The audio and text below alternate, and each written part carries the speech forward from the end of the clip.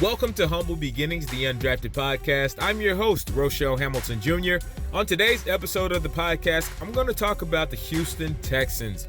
Now, the big news that came out yesterday was that Romeo Crennel would be stepping down as the Texans defensive coordinator. I'm going to give my thoughts on why I feel this is a golden opportunity for the Houston Texans to really do a 180 and turn some things around in the 2020 campaign. So without further ado, I'm just going to get into it.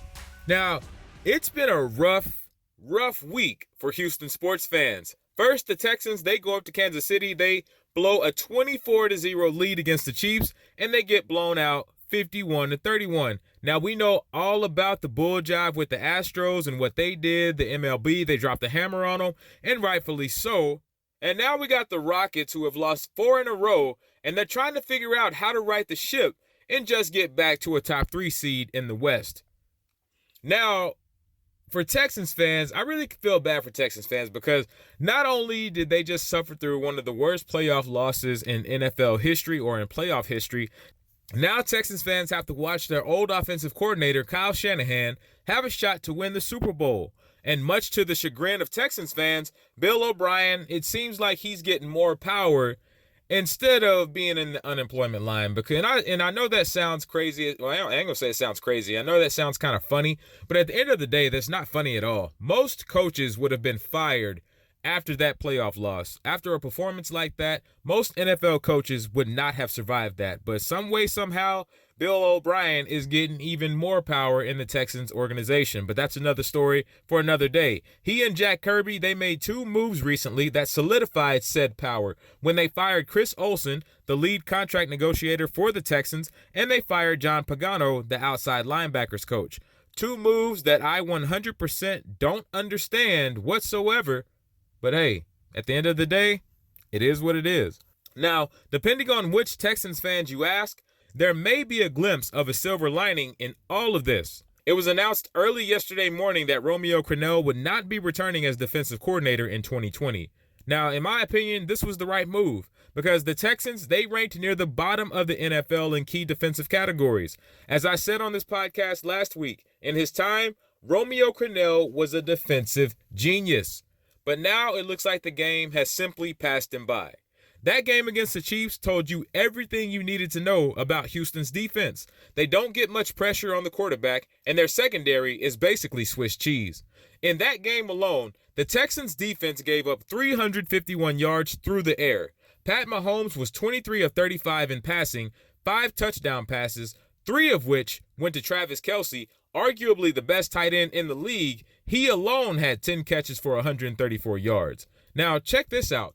On throws of 10 yards or more, Pat Mahomes was 7 of 11 for 186 yards. You know, we've seen teams give up 400-plus yards in games and still edge out wins in the NFL. Now, it's not something that happens all that often, but it has happened. But against an offense like Kansas City's, you simply can't do that and expect to win. That Legion of Zoom, as they call them, is just too powerful. They got track stars on Kansas City's offense. You have Tyreek Hill and Damian Williams, Mecole Hardman Jr., Travis Kelce, and then you got Patrick Mahomes at the quarterback spot. Kansas City's offense is entirely too good to not play solid, sound defense. Houston had the 28th ranked defense across the board in 2019. They had 12 interceptions and 31 sacks. Both of those totals right there are near the bottom of the league in takeaways and sacks. The Texans, they simply have to get better rushing the quarterback, and they have to get more takeaways. J.J. Watt, of course, is their superstar pass rusher, but injuries and father time are simply catching up to him.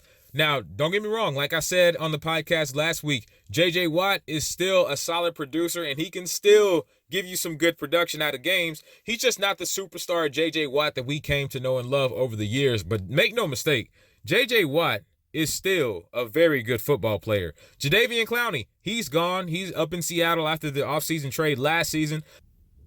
The best defensive back that the Texans have is the ageless wonder, Jonathan Joseph, but he's 35 years old. He's simply, what in football terms, he's simply over the hill. I mean, he's on the wrong side of 30, just simply put.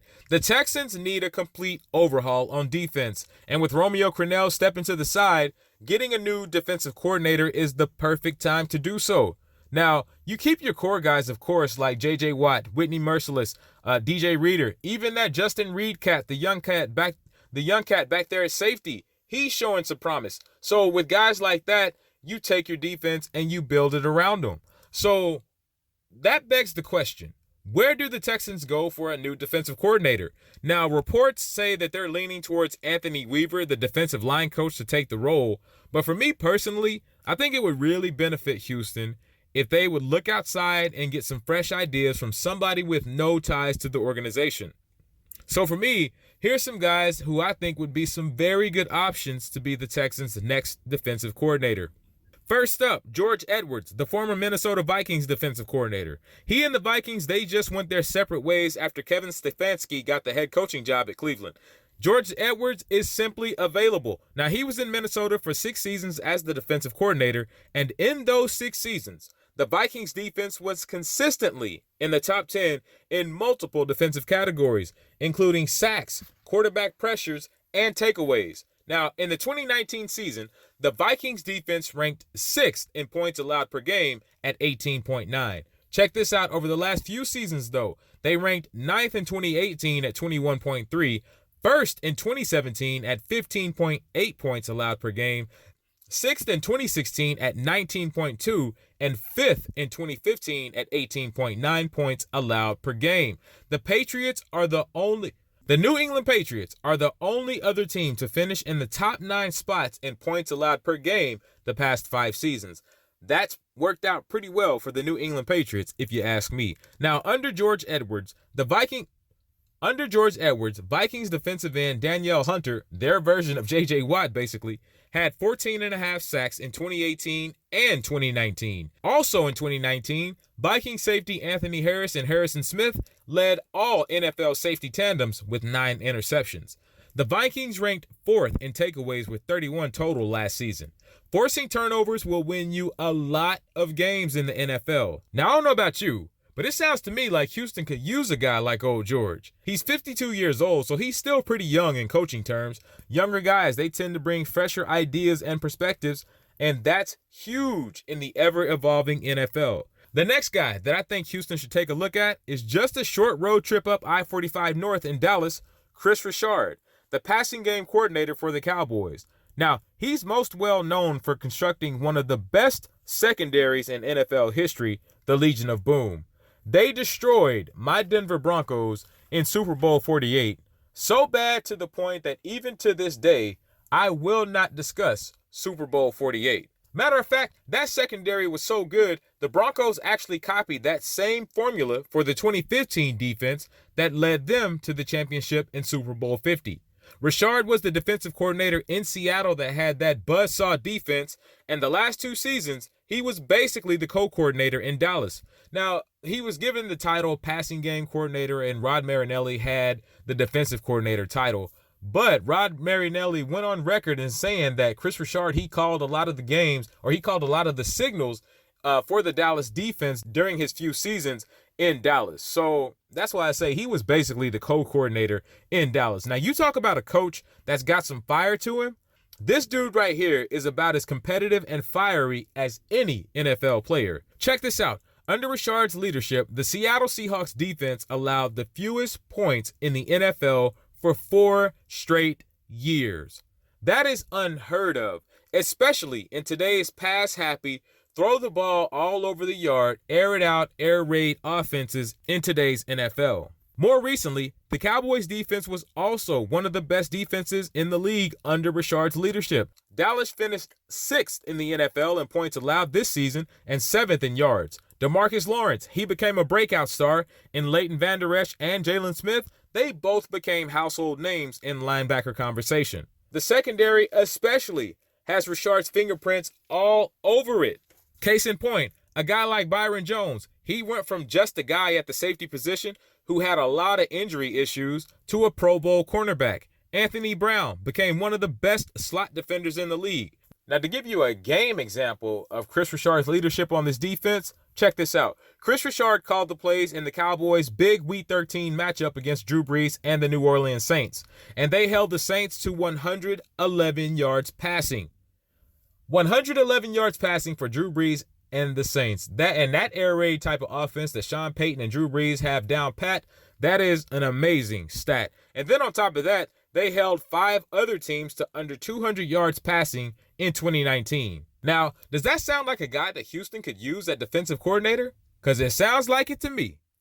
Like I said earlier, it sounds like Houston is leaning towards Anthony Weaver. It's just not official because they haven't made any announcements or had any press conferences or anything like that. But the 2 gentlemen that I just talked about, that I just detailed, are 2 of the best candidates on the free market. The Texans, they could also look at a guy like Joe Woods, the secondary coach of the 49ers. He was the secondary coach of the Broncos no-fly zone secondary, and he helped coach that unit to Super Bowl 50 championship. Denver had the #1 secondary in the league from 2015 to 2017, all under Joe Woods' leadership. He then became the Broncos defensive coordinator in 2017 and in 2018, and they finished in the top 10 in several key defensive categories in those seasons. Now, as far as Anthony Weaver, I will be completely honest. As far as Anthony Weaver goes, I had to Google him because I've heard his name before, but I didn't really know a whole lot about him. He's 39 years old, and he's been the Texans' defensive line coach since 2016. He coached Jadeveon Clowney in 2017 when they moved him from linebacker to defensive end, and from that point, Clowney had the best seasons of his career. Listen to this. Clowney went from 4.5 sacks in 2015 and 6 sacks in 2016 to 9.5 sacks in 2017 and 9 sacks in 2018. In 2017, he had 59 solo tackles, which was a career high. Anthony Weaver has also been instrumental in developing nose tackle DJ Reader. Now, Reader came out of Clemson in the 5th round, of course, in 2016, and was Pro Football Focus's 6th-ranked interior lineman in 2019. And he's up for a long-term contract extension, if not this year, next year. But either way, in other words, this brother is about to get paid. You hear me?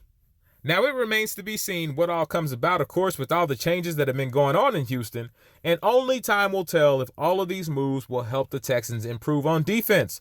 One thing is for sure, though, the Texans need change, and they need a lot of it, if they ever want to be taken seriously in the conversation of playoff contenders. Well, as you just heard, there's a lot of change coming to the Houston Texans as they get ready for the 2020 campaign, and I remember when Bill O'Brien did his season-ending press conference, he said he didn't really anticipate a whole lot of change, and we're starting to see that that's not the case at all. I mean, here we are less than 2 weeks away from that playoff loss, and we've already had 3 gentlemen who have departed from the team. So, remains to be seen. Now, I have been reading from other reports. It seems like there are some other changes on the horizon for the Texans. Exactly what those changes will be, of course, only time will tell. Team ownership hasn't said anything. Bill O'Brien, he hasn't said a whole lot. They haven't even made an official announcement as far as the defensive coordinator position goes. So it remains to be seen what's going to happen with the Houston Texans. The next episode of the podcast, I'm going to talk about the changes that the Texans need to make on offense. Now, the good thing with the Texans, they're set at quarterback. I mean, Deshaun Watson, y'all know how I feel about Deshaun Watson. Deshaun Watson is my dude.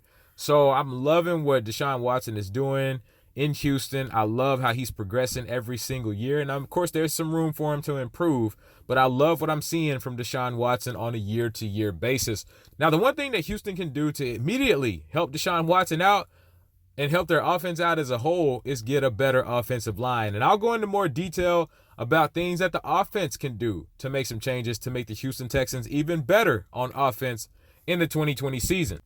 Well, that's my time for this episode of the Undrafted Podcast. I want to thank my Lord and Savior Jesus Christ for blessing me with the gifts, talents, and the resources to do this podcast. And I want to thank you for taking time out of your busy day to tune in. Remember, do your best and let God handle the rest. Be blessed.